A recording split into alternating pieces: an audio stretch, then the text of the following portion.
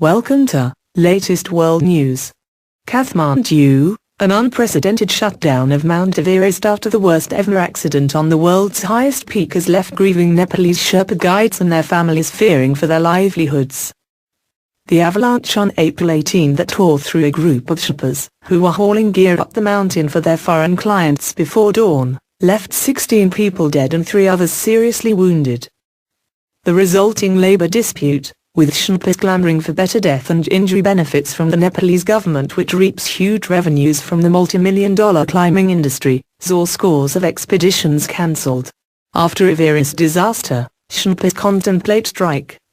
The effective closure of the mountain this season dealt a huge blow to international climbers who paid large sums for the chance to fulfill their dreams of scaling the 8,848-meter, 29,029-foot, high peak.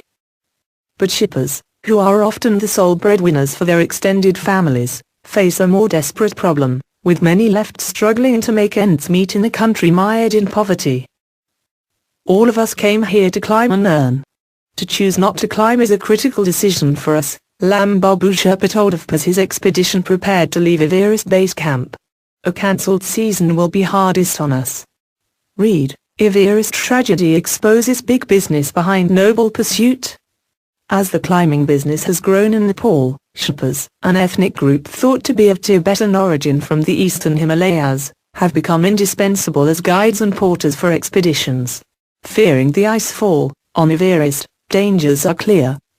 The most famous Sherpa is Tenzing Norgay, who made the first summit of Everest with New Zealand mountaineer Edmund Hillary in 1953. The term today is used for all local guides who assist Himalayan expeditions, earning between $3,000 to $6,000 during the 2 to 3 month season, a relatively good wage in a country where hundreds of thousands of others are forced overseas in search of work. The community numbers 600, ranging from cooks on Everest to guides and elite ice doctors who fix the ropes and ladders before climbers tackle the peak. Also read, fresh safety, violence fears on Mount Everest. Uncertain future. For Tenzing Kota Sherpa, 27, who was taking part in his first Everest expedition, it meant the chance to send his children to a private school, his wife Angdali Sherpa told us. He had promised to come home as soon as the season ended, and Angdali, 28, decided to wait until then to tell him she was pregnant with their 3rd child. He told me to take care of our kids, and be patient with our daughter, who is very naughty, she said of her last conversation with her husband, one of 3 Sherpas whose bodies were not recovered from the avalanche. With no savings, Angdali fears for her children. I wanted a better future for our kids. I never wanted them to become guides, but now who knows what will happen to them. The disaster sparked a debate about compensation for the families of injured or killed Sherpas, many of whom are forced to rely on the charity of Western climbers despite being key to the industry's success.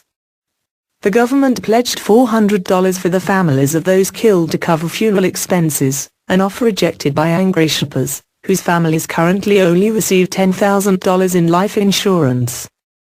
Medical coverage is about $3,000, which does not even cover the cost of a single helicopter trip out of base camp for treatment.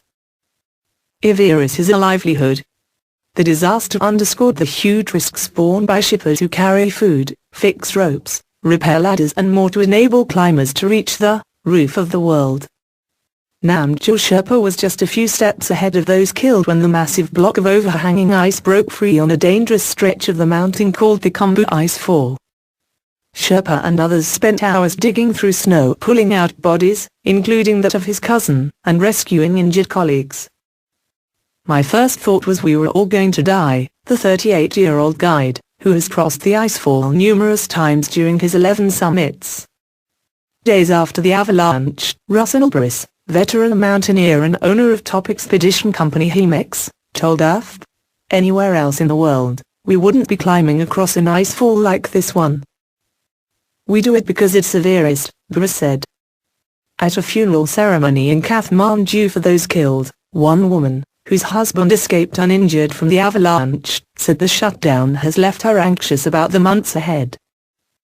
"The mountain is our livelihood, this is what we do," said Sakini Sherpa, whose husband was preparing to leave base camp. We had hoped he would earn enough this season to pay for our kids' education in Kathmandu. But now I am very worried. I don't know how we will pay our bills, the 40-year-old told us. But she was certain the Sherpas would return to the mountain next year.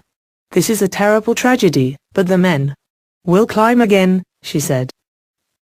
There is no other option.